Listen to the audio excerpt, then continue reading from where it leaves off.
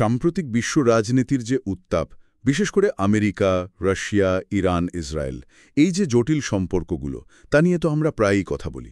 আজকে আমরা একটা বিশেষ সূত্রের গভীরে যাব। বেশ ইন্টারেস্টিং কিছু পয়েন্ট আছে ওখানে। হ্যাঁ, সূত্রটা শুরুই হচ্ছে একটা কথিত ফোন আলাপ দিয়ে। তাই নাকি? কার কার মধ্যে? প্রাক্তন মার্কিন প্রেসিডেন্ট ট্রাম্প আর রুশ প্রেসিডেন্ট পুতিন। বেশ লম্বা কথা হয় দুজনের, সূত্রটা এমনটাই বলছে। আর সেখানে ট্রাম্প নাকি বেশ একরকম অসহায়ভাবেই পুতিনের কাছে সাহায্য চাইছেন। সাহায্য? কিসের জন্য? ইরানকে থামাতে, ইরানের যে পারমাণবিক কর্মসূচি সেটা নিয়ে। ট্রাম্পের ভয়টা হলো ইরান যদি না থামে তাহলে ইসরায়েল হয়তো অ্যাটাক করে বসবে। ও আচ্ছা, আর সেটা হলে আমেরিকার জন্য পরিস্থিতি আরও খারাপ হবে। আগের যুদ্ধগুলোতে আমেরিকার ট্র্যাক রেকর্ড তো খুব একটা ভালো না। সূত্রটা এদিকেই ইঙ্গিত করছে। ইন্টারেস্টিং। আর পুতিনের জবাবটা কেমন ছিল? সূত্র কি বলছে? পুতিনের জবাবে নাকি বেশ শ্লেষ ছিল। উনি মনে করিয়ে দিয়েছেন ট্রাম্পের কিছু নির্বাচনী প্রতিশ্রুতি, যেমন ইউক্রেনকে সাহায্য বন্ধ করার কথা। হ্যাঁ, ওটাও।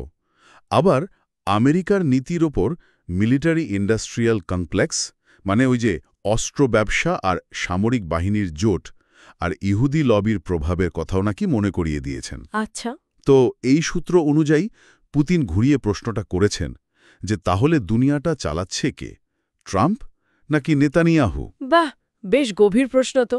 তাহলে এই ফোনালাপটা আসলে বৃহত্তর ছবিটা বোঝার জন্য একটা ভূমিকা তৈরি করছে। ঠিক তাই।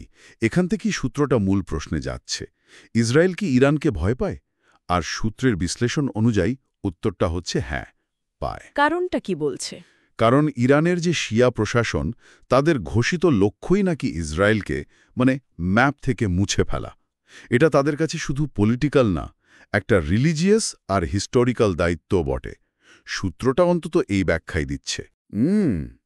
আচ্ছা, এই অবস্থানটা তো ইরানের সবসময় ছিল না। ১৯৮৯-এর বিপ্লবের পর এই পরিবর্তনটা কেন এলো?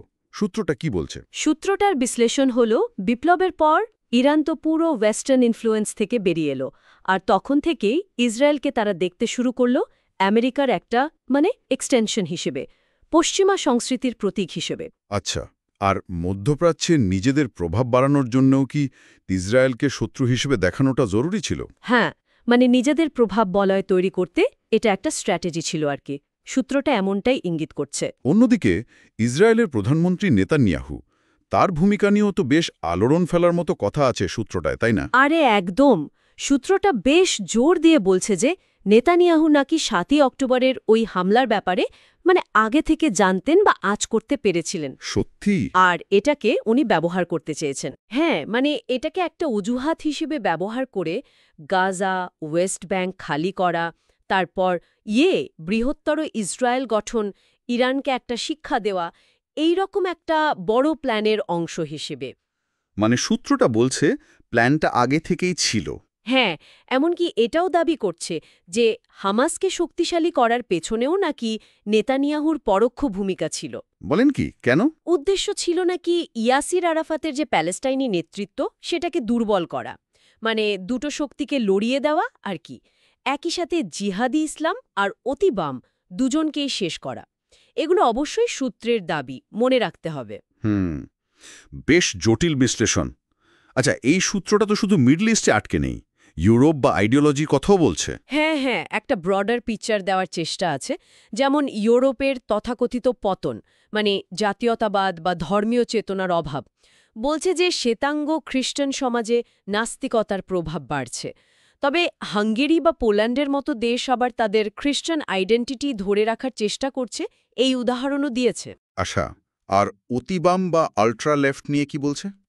সূত্রটার মতে এদের লক্ষ্য নাকি মানুষকে তার শেকড় থেকে আলাদা করে ফেলা। ধর্ম, ইতিহাস, কালচার, পরিবার, এমনকি বন্ধুত্ব, প্রেম, এসব থেকেও। উদ্দেশ্য কি? উদ্দেশ্য হল মানুষকে একা, ভীতু আর অসহায় করে তোলা, যাতে তাদের সহজে কন্ট্রোল করা যায় বা তাদের ওই যান্ত্রিক কালচারের দাস বানানো যায়। এই আইডিয়া ছড়াতে হার্ভার্ডের মতো ইউনিভার্সিটির ভূমিকা বা জাতীয়তাবাদের প্রতি এদের বিদ্বেষের কথাও সূত্রটা উল্লেখ করেছে। সম্প্রতি ইরান আর ইসরায়েলের মধ্যে যে মিসাইল চালাচালি হলো সেটাকে সূত্রটা বলছে কসমেটিক ফার্স বা প্রসাধনিক প্রহসন। এর মানে কি? মানে হলো এটা আসলে একটা সাজানো ঘটনা ছিল। উভয় পক্ষই নাকি আগে থেকে ওয়ার্নিং দিয়ে রেখেছিল যাতে ক্ষতি কম হয়। যেমন ফাঁকা বিল্ডিংয়ে হামলা করা? হ্যাঁ, বা পুরনো মডেলের মিসাইল ব্যবহার করা। তো প্রশ্ন উঠছে, এটা কি শুধু পাওয়ার দেখানো ছিল নাকি নতুন কোনো অ্যালাইনমেন্টের ইঙ্গিত? সূত্রটা মনে করছে এটা ছিল একটা কন্ট্রোলড শোডাউন। তাহলে এই পুরো বিশ্লেষণ থেকে আমরা কি বুঝলাম? মূল কথাটা কি দাঁড়াচ্ছে?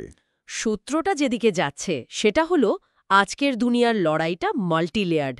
শুধু মিলিটারি পাওয়ার দিয়ে সব হয় না, বরং টাকা, কানেকশন আর নিজের লক্ষ্য নিয়ে একটা স্ট্রং ন্যারেটিভ বা আখ্যান তৈরি করার ক্ষমতা, এগুলোই এখন যুদ্ধের গতিপথ ঠিক করে দিচ্ছে। হুম। আর এই পরিস্থিতিতে আমরা যেটাকে ডেমোক্রেসি বলি সেই কনসেপ্টটাও প্রশ্নের মুখে পড়ছে বলে সূত্রটা মনে করে। তাহলে শেষ করার আগে একটা প্রশ্ন বোধহয় শ্রোতাদের ভাবার জন্য রেখে যাওয়া যায়।